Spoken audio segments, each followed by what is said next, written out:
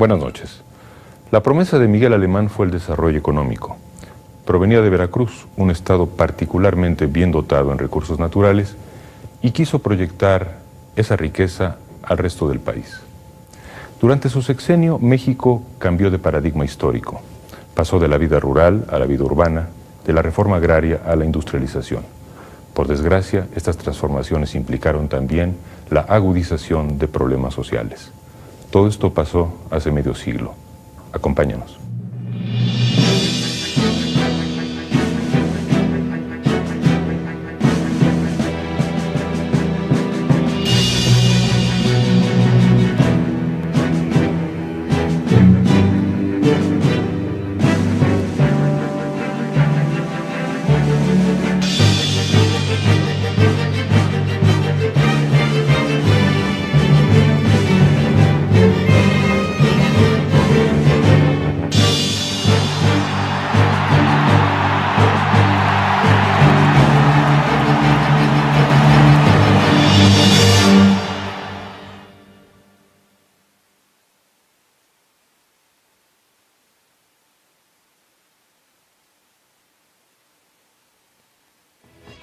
El sexenio de Miguel Alemán Valdés fue de continuidad y ruptura con la revolución. Alemán es el primer presidente civil posterior a la lucha armada y es también heredero político de los grandes generales comprometidos con las causas sociales. Desde el poder pudo instrumentar su proyecto de desarrollo, el cual sentó las bases del México moderno. Con el voto del gran elector, el presidente saliente Manuel Ávila Camacho, Alemán inició, más que una gira electoral, un largo y desbordado festejo a manera de gran obertura de su sexenio.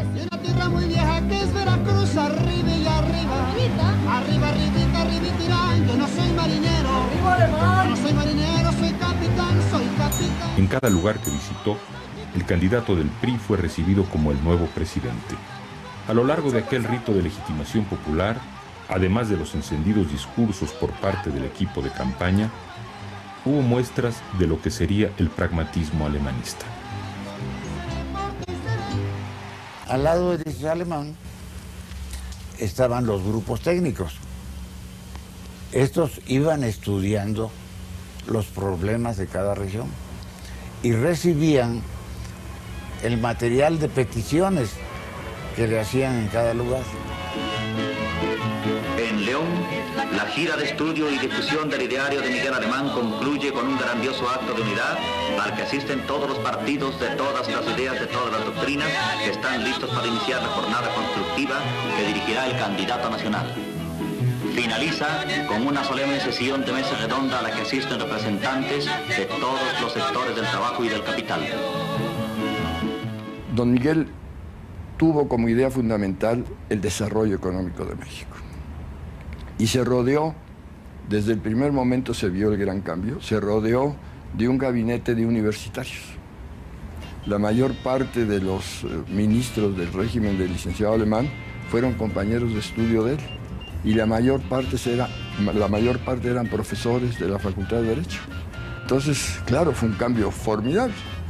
De los gabinetes de caciques, especialmente militares, de la época anterior, a los hombres de la universidad manejando el país, pues había un abismo.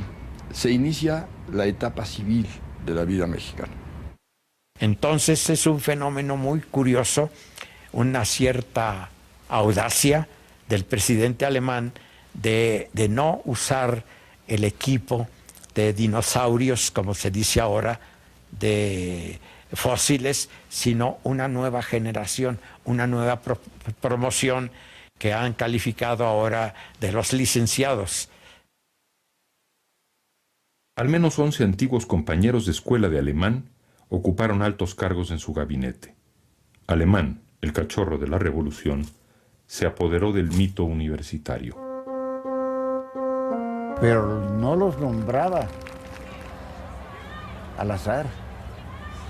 Él demandaba el currículo de cada uno de ellos, de manera que los nombró a sabiendas de que eran gentes muy responsables y muy capaces. Puedo decirle a usted que todos ellos, además de ser capaces, fueron muy honestos. Desde los tiempos preparatorianos, Alemán y sus amigos aspiraban a destacar en la política del país. Se sentían la generación que consolidaría la revolución con las obras y dentro del régimen. La continuidad constitucional del gobierno de la República queda sellada en el saludo que ambos presidentes cruzan. Protesto. Guardar y hacer... Ya en el poder, los universitarios alemanistas inauguraron la etapa de la llamada Revolución Institucional. Y si así no lo hiciere, que la nación me lo demande. En esa fecha histórica, Alemán prometió la modernización del país por la doble vía del crecimiento industrial y el incremento de la producción agrícola. De la revolución venimos y vamos con sus principios a abrir un nuevo capítulo en la historia de nuestro país. Un sexenio en donde hubo una gran protección al desarrollo económico, industrial, financiero del país. El presidente alemán abrió una etapa de libertad económica que fue muy favorable para el afianzamiento del desarrollo que inició, hay que reconocerlo, el general Cárdenas y consolidó el presidente Ávila Camacho. En Alemán convergían el político visionario y el emprendedor hombre de negocios. En los años 40, México carecía de la infraestructura necesaria y de un programa de desarrollo que le permitiera explotar eficazmente sus recursos naturales. El gobierno alemanista efectuó cuantiosas inversiones para abrir vías de comunicación, generar más electricidad y aumentar la producción agrícola. Las vías de comunicación son bases de la recuperación nacional. La Secretaría de Comunicaciones coopera a la realización de este noble anhelo. En el periodo alemanista se construyeron las carreteras de Cuernavaca, la primera de 4 carriles, la Panamericana, la de Acapulco y la Transístmica, así como los ferrocarriles del sureste y el de Baja California. La apertura de carreteras y la ampliación de vías férreas abarcaron la geografía nacional, dibujando el perfil del México en gestación. Eran las arterias por las que correrían a lo largo y ancho del país materias primas, alimentos y mercancías. Este magno proyecto se redondeó con la ampliación de los puertos marítimos y una moderna red de aeropuertos: México, Acapulco, Ciudad Juárez, Tijuana, entre otros. El campo mexicano era un campo que estaba muy rezagado tecnológicamente. Entonces se inicia el gobierno del licenciado Alemán precisamente con esa meta. Se empezó a buscar la manera de producir más y que se incrementara el volumen de lo producido, que era una manera de aumentar el ingreso del campesino.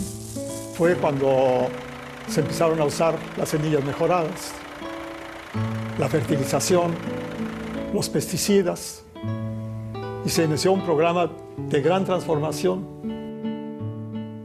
El presidente alemán estaba espantado de que el proyecto del presidente Cárdenas del Ejido pudiera afectar tremendamente la producción agrícola y hasta la paz en México.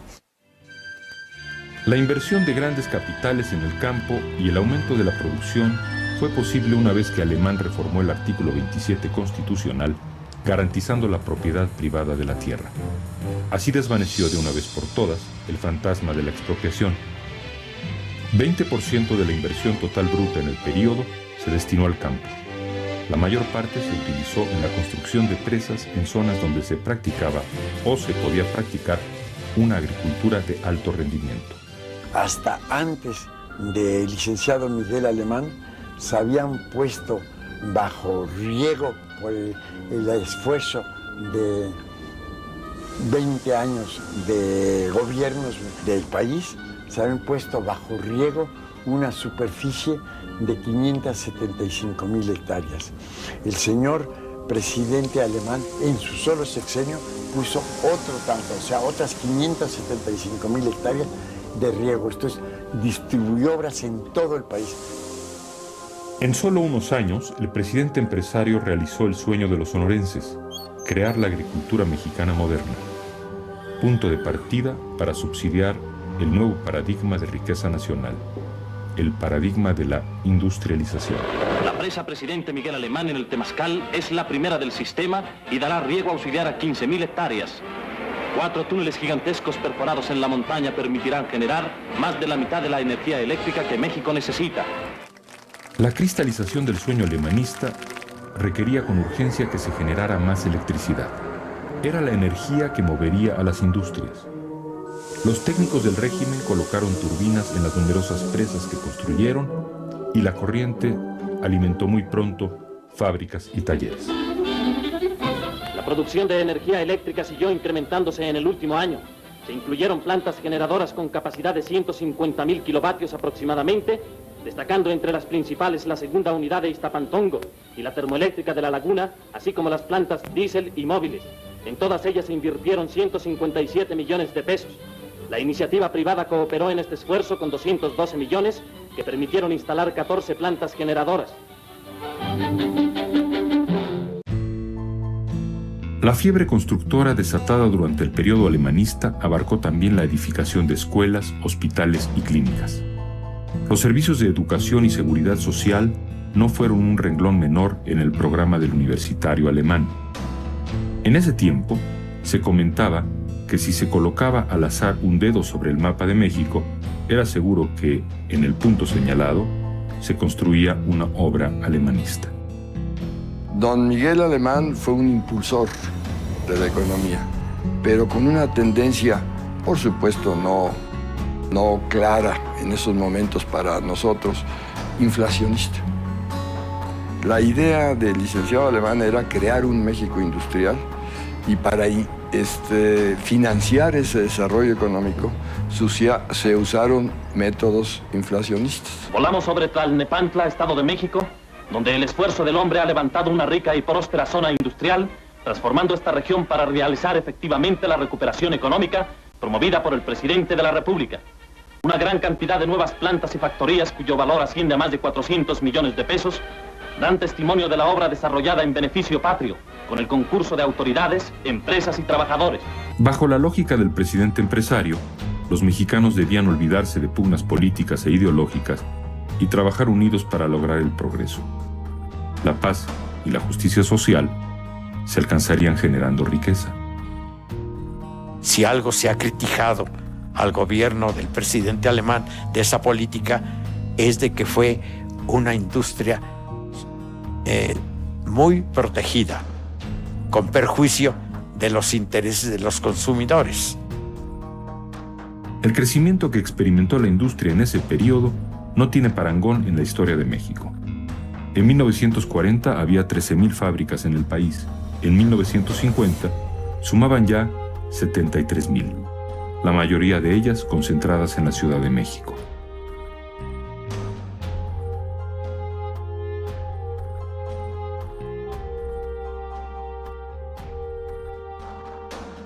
El paradigma alemanista, antes que industrial, era urbano, y urbano de la Ciudad de México, cuya fisonomía se transformó vertiginosamente como resultado del crecimiento industrial.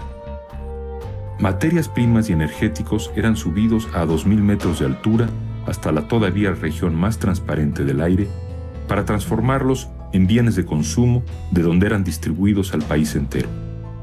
Como en los tiempos de los aztecas, la ciudad volvió a ser el centro de toda actividad en México.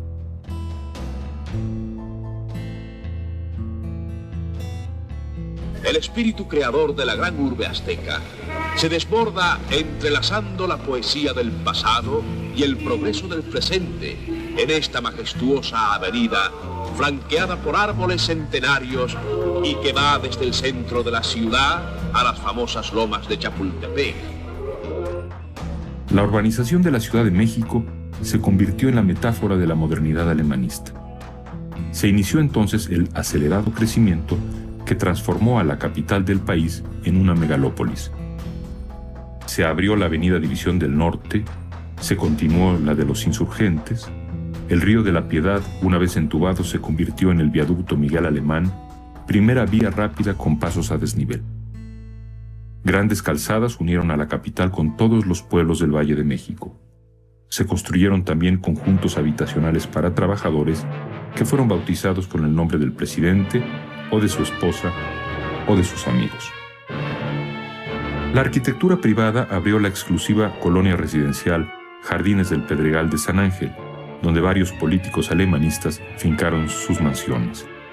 Entre ellos 2 futuros presidentes, Adolfo López Mateos y Gustavo Díaz Ordaz.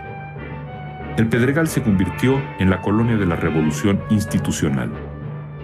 No lejos de ahí, Alemán erigió la obra que sería el fiel espejo de su grandeza, pero también de su megalomanía, la Ciudad Universitaria. El presidente de la República, en compañía del doctor Subirán, rector de la universidad, visita la Academia de San Carlos para estudiar los proyectos de la Ciudad Universitaria que aprueban, ordenando su inmediata realización. El ingeniero del Moral explica que los planos y la gran maqueta son obra colectiva de profesores y estudiantes distinguidos. El gobernador del distrito ofrece urbanizar los terrenos del Pedregal de San Ángel, donde se realizará el anhelo de todos los universitarios. Él pensaba que en la Ciudad de México se deberían de crear 4 ciudades universitarias y 4 ciudades satélites. A él, desgraciadamente, le tocó nada más desarrollar una ciudad universitaria y una ciudad satélite. Hay regiones sobre las que parece flotar el espíritu. Así sucede en el Pedregal de San Ángel, cuna de la más vieja civilización del continente y de la más nueva ciudad de América, la Ciudad Universitaria de México, la obra de mayor trascendencia emprendida bajo el régimen actual. El licenciado Miguel Alemán, universitario en el poder, llega acompañado del ministro de Hacienda, del licenciado Carlos Novoa, quien ha confiado esta gran misión, del arquitecto Carlos Lazo, gerente general de la Ciudad Universitaria, y de los secretarios de Recursos Hidráulicos y de Comunicaciones. El arquitecto Lazo... En aquel entonces se decía que la Ciudad Universitaria era un elefante blanco por su tamaño, además de que se consideraba que estaba muy lejos. En la Ciudad Universitaria de México, 10.000 albañiles, canteros y peones que laboran en su construcción se reúnen durante imponente banquete en ocasión de la tradicional fiesta de la Santa Cruz.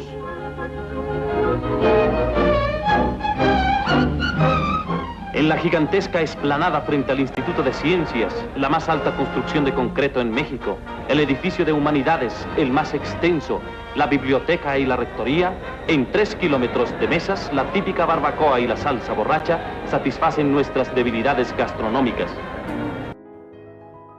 Sin duda, la obra que coronó la visión urbanística de Alemán fue la Ciudad Universitaria, monumento que el primer gobierno de universitarios se levantaba a sí mismo. Y para coronarlo erigió en el centro de la explanada una estatua del licenciado Miguel Alemán, ataviado con sobria toga.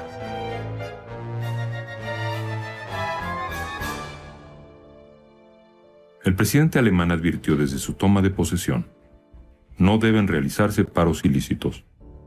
Para mantener y consolidar las conquistas revolucionarias mediante la industrialización, ejerció un control férreo del movimiento obrero. Unos días más tarde, recibe la primera amenaza de paro por parte del sindicato petrolero. Su respuesta es inmediata y contundente. Era muy fácil para ellos, exigían tal cual y hacían un paro. ¿Cómo íbamos a fomentar y fortalecer la economía de un país que queda sujeto a los caprichos de los líderes? Tuvo que constreñírseles. Se les constriñó, inclusive el ejército en un momento dado tomó las gasolineras y no se paró ni un día ni horas el reposo nacional y la entrega de combustibles y demás. La madrugada del 19 de diciembre, los soldados ocuparon las instalaciones de la refinería de Azcapotzalco y el local del sindicato. A raíz de estas acciones, los petroleros aceptaron el incremento salarial que les ofrecía el gobierno. La sección 34, la más importante de trabajadores petroleros, ofrece un homenaje al presidente de la República y al licenciado Ramírez Vázquez, subsecretario del Trabajo, por la forma en que resolvió justa y equitativamente el reciente conflicto económico. Se dice que en esta comida de reconciliación, los dirigentes le dijeron a Alemán, al calor de las democráticas bebidas: «Pero si nada más lo estábamos calando, señor presidente». A lo que el mandatario respondió: «Pues ya me calaron, hijos de la tiznada». El golpe contra los petroleros caló hondo en el ánimo de los principales sindicatos de la industria paraestatal, que respondieron abandonando la CTM para fundar una central independiente, la Confederación Única de Trabajadores, CUT, acaudillada por el dirigente ferrocarrilero Luis Gómez Zeta. A mediados de 1948 se anunció una devaluación de casi el 50%. La popularidad de Alemán disminuyó. Los ferrocarrileros fueron los primeros en protestar y atacaron al presidente. Alemán no esperó a que ningún otro sindicato lo calara. Se adelantó, llevando a escena a un personaje que se volvió sinónimo del control político sobre el movimiento obrero: Jesús Díaz de León. En el movimiento obrero lo que pesaba fundamentalmente eran los grandes sindicatos nacionales. Y los ferrocarrileros fueron por eso el primer sindicato realmente golpeado a fondo por el charrismo. El charrismo pues, viene de ahí, de ese golpe contra el sindicato ferrocarrilero, que lo dio contra una directiva legalmente elegida, un señor que era charro, o sea, andaba a caballo los domingos y toda esa cuestión, le decían el Charro Díaz de León. Pero con charro con botonadura de oro y de plata. Este fue el que encabezó el golpe contra el comité ejecutivo y apoyado por la policía directamente. Nosotros no teníamos ningún apoyo. El apoyo no los dio el haber podido reunir en un momento dado a 10,000 gentes frente al sindicato y tomarlo a como diera lugar. Siempre los fuimos a sacar a patadas así. Díaz de León demandó a Gómez Zeta por fraude al sindicato y logró que lo encarcelaran. 6 meses después, Gómez Zeta salió libre sin que se le probara delito alguno. La intervención se repitió en otros sindicatos y el movimiento obrero independiente fue desmembrado. Desde ese momento y hasta la fecha, a todo líder obrero que se vende se le llama líder charro, en honor a Díaz de León. Con el charrismo se institucionalizó el control del sistema sobre los obreros. Después ya no lo necesitaron tanto, empezaron a hacer los métodos más de la corrupción habitual, ¿verdad? A través de que los dirigentes sindicales son senadores, diputados, a veces hasta gobernadores. El regreso de los sindicatos al redil de la CTM y del partido oficial continuó el resto del sexenio. A Miguel Alemán, la asamblea de la CTM lo designó primer obrero de la patria, aunque no fue propiamente un acto de sometimiento. La clase obrera mexicana recibió un trato preferencial del sistema político mexicano. Comparados con los campesinos, su situación era infinitamente mejor y en algunos casos estaban cerca ya de la clase media. En el sexenio alemanista, los negocios medianos se hicieron grandes y los chicos se volvieron medianos. La escala que Alemán dio a la economía alentó la apertura de nuevas empresas y es indudable que muchos mexicanos se beneficiaron de ello.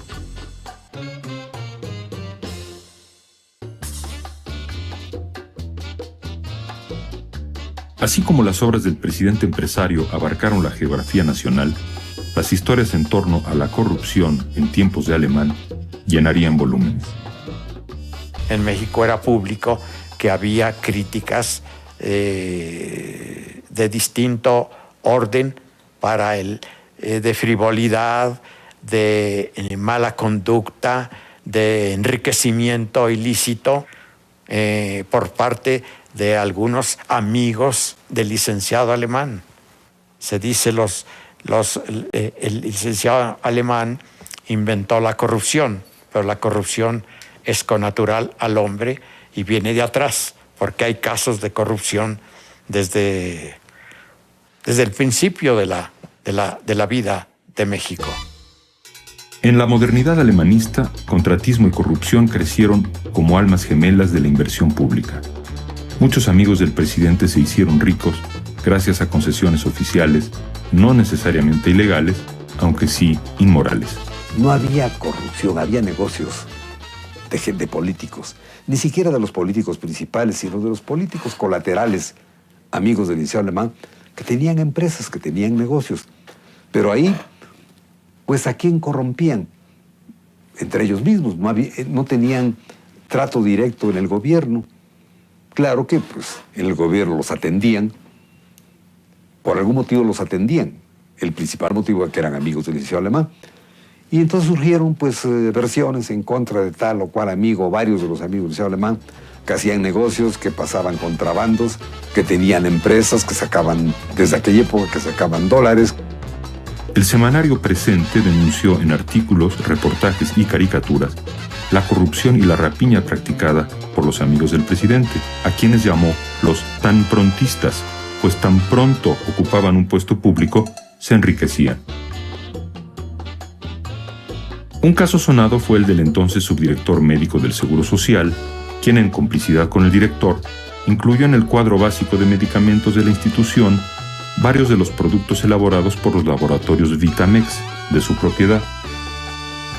Jorge Pasquel, amigo de la infancia de Alemán, distribuía la gasolina en la Ciudad de México y contaba con jugosas concesiones en las aduanas. Para el cambio de vía angosta a vía ancha en todas las líneas férreas del país, el gobierno compró los rieles a otro amigo del presidente, Enrique Parra Hernández. Las millonarias ganancias generadas por estos negocios son aún hoy desconocidas. Vivimos en el cieno, declararía en 1952 el líder obrero Vicente Lombardo Toledano, 1000 veces arrepentido de haber acuñado la fórmula el cachorro de la Revolución Mexicana. Lombardo agregaba: la mordida, el atraco, el cohecho, el embute, son una serie de nombres que se han inventado para calificar esta práctica inmoral. La justicia hay que comprarla, primero al gendarme, luego al Ministerio Público, luego al juez, luego al alcalde, luego al diputado, luego al gobernador, luego al ministro, luego al secretario de Estado. Lombardo no dijo luego al presidente de la República, pero en verdad no hacía falta. Las denuncias de Presente continuaron. El gobierno le suprimió la entrega de papel y alguien destruyó después el equipo con que se imprimía. Su director, Jorge Piñó Sandoval, ante el riesgo de ser asesinado o encarcelado, cerró la revista después del número 36 y emigró a Argentina. Los nuevos ricos se comportaban como tales, construían mansiones de película y organizaban bacanales romanas. Como amiga íntima de Fernando Casas Alemán, Irma Serrano disfrutó de esos excesos. A mis ojos todo se desarrollaba alegre, era champán, rodaba el champán, caviar, tienen una casa especial para sus fiestas, para este tipo de fiestas, pero le digo, yo asistía también a la fiesta de las señoras, y las señoras se mostraban muy complacidas, es más, que no fuera yo, sobre todo cuando Fernando iba apuntando para presidente de la República. Los manteles de plata se lucían, y las alfombras también, para que pues la consentida del harem pasara.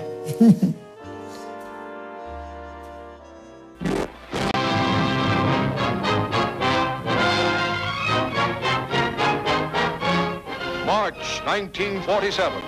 Here is history in the making. Here, for the first time in the annals of two great nations, the chief executive of the United States visits the capital of Mexico. Your Excellency, Mr. President, Governor, I deeply appreciate the cordial welcome that you have extended to me in the name of the ancient and noble city of Mexico. We admire the beautiful air of Tenochtitlan. Chapultepec. Mr. Truman's next gesture is likely to be remembered for a long time in Mexico. Departing from his schedule, the President makes a surprise visit to the monument of the Niños Héroes, the memorial to the boy heroes of the Battle of Chapultepec, who in 1847 died defending the capital against United States troops. In an act without precedent, Mr. Truman pays homage at this sacred Mexican shrine. En plena Guerra Fría, al llegar Miguel Alemán a la presidencia, las relaciones entre México y Estados Unidos entraron en una etapa de completo deshielo. Todavía en 1946, el embajador norteamericano Messerschmitt veía a Alemán demasiado comprometido con la izquierda como para apoyar su candidatura. Para salvar el escollo, Alemán se entrevistó en secreto con Guy Ray, primer secretario de la Embajada de Estados Unidos en México, y le aseguró que Lombardo Toledano, principal líder de la izquierda, no integraría su gabinete y que la ayuda financiera y técnica para la industrialización de México se buscaría en Estados Unidos, no en Gran Bretaña y menos aún en la Unión Soviética.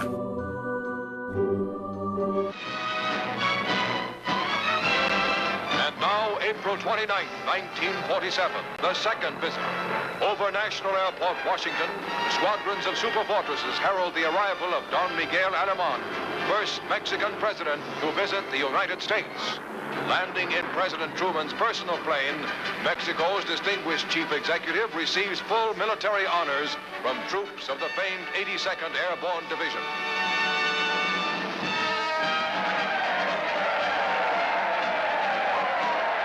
The two presidents exchange warm greetings, renewing the friendship which began on Mr. Truman's trip to Mexico. The full cabinet, military and high government officials join in welcoming Senor Alemán and his party on their precedent-shattering visit. Con esta visita, la desconfianza dio paso a una relación con tintes de luna de miel.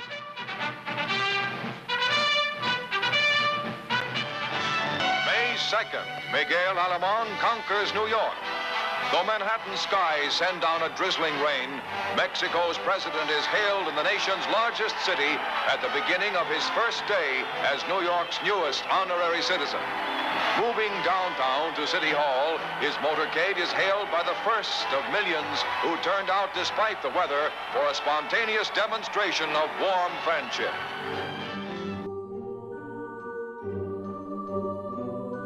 Alemán invitó al capital estadounidense a invertir en México. Los Estados Unidos abrieron una línea de crédito de $150 millones a nuestro país y prestaron 56 millones adicionales para la reestructuración de los ferrocarriles.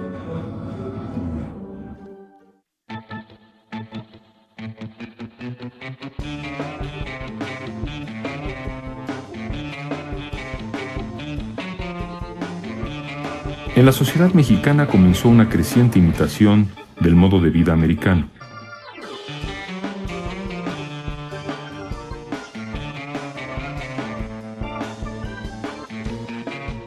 Pero como el de Alemán era un régimen emanado de la revolución, había que vestir a la modernización con ropajes de mexicanidad.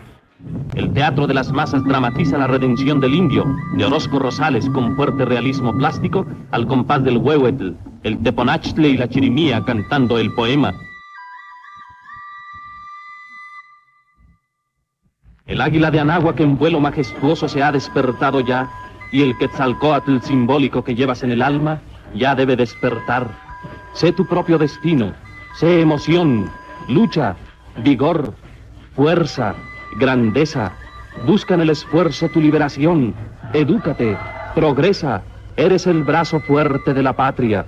Indio hermano, carne y sangre del pueblo. Tu destino te llama. Se venía diciendo, hay que hacer una corriente mexicana del arte. Mexicana. Es decir, ¿y qué quería decir esto de mexicana? Para ellos quería decir vuelta la vista hacia lo prehispánico, primordialmente. Pero en todo caso, hacia el folclore, hacia las manifestaciones populares de algo que pudiera ser utilizado culturalmente. El proyecto modernizador se alejaba de las metas sociales originales de la revolución. Tal vez por eso el régimen de Alemán alentó la creación de murales, danzas, sinfonías y otras manifestaciones artísticas que integraban la cultura oficial. Alemán encomendó al músico Carlos Chávez la creación del Instituto Nacional de Bellas Artes, desde donde el gobierno instrumentó la política cultural del sexenio. El presidente siguió la vieja receta porfirista de dar chambas y más chambas a los intelectuales para tenerlos agarrados de las tripas. Fuera de Manuel Gómez Morín, Vicente Lombardo Toledano, Daniel Cosío Villegas, José Revueltas y algunos cuantos más, los intelectuales jóvenes y viejos vivían dentro del presupuesto. En México, los límites internos al poder presidencial están marcados por el principio de la no reelección. Sin embargo, 6 años como Gran Tlatuani resultaron demasiado fugaces para el universitario alemán, quien en 1951 sondeó sutilmente las posibilidades de permanecer en el poder. Sí corrió el rumor y fue muy criticado el gobierno del licenciado Alemán porque algunos amigos empezaron a levantar arcos triunfales, florales, en algún motivo de algún viaje al presidente, y empezaron a halagar y a propalar la idea de que Alemán debería reelegirse o prorrogar su mandato. El movimiento reeleccionista cobró fuerza con la adhesión de dirigentes obreros y un grupo de diputados federales.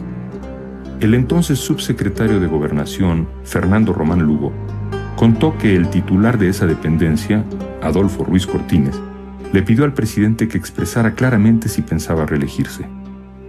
Pues de ser así, deseaba sensibilizar a la opinión pública a favor de reformar la Constitución.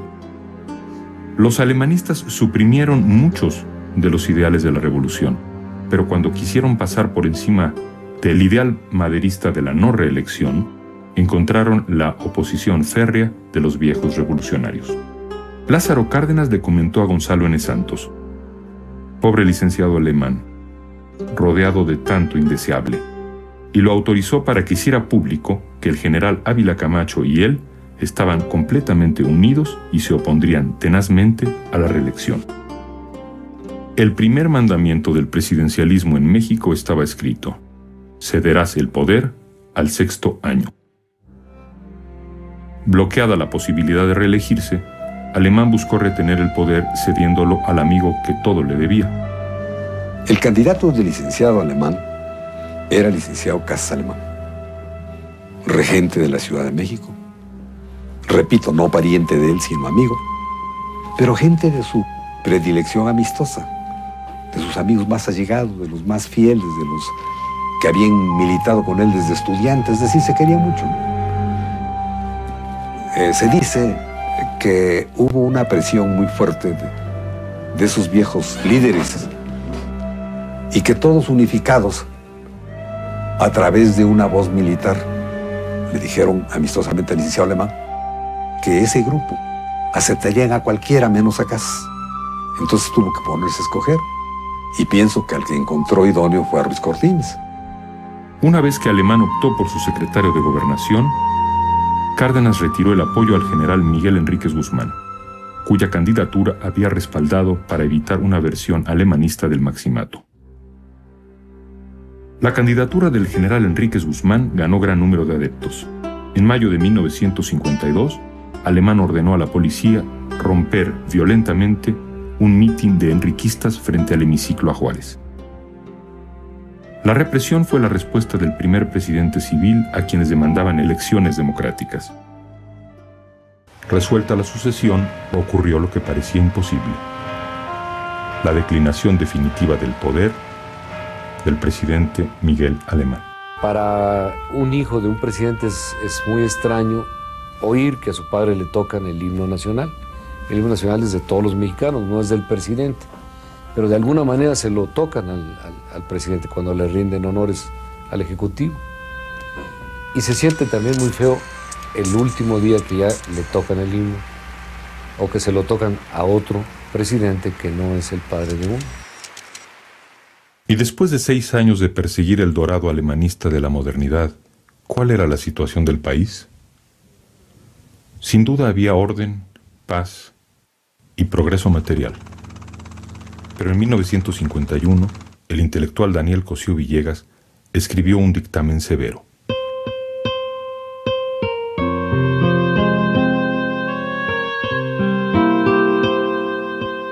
Según Cosío Villegas, la falla más grave del programa alemanista era de índole política. El tan decantado progreso material e industrial, aseguraba, es usado como chorro de luz que se arroja a los ojos del pueblo para cegarlo e impedirle así ver sus propias llagas políticas. El gobernante, cuyo programa es exclusivamente de progreso material, declara que es tan esencial a la dicha del pueblo que para dárselo principia por pedir orden, trabajo y disciplina, y acaba por exigir acatamiento ciego y servil, la sumisión abyecta de todo el país.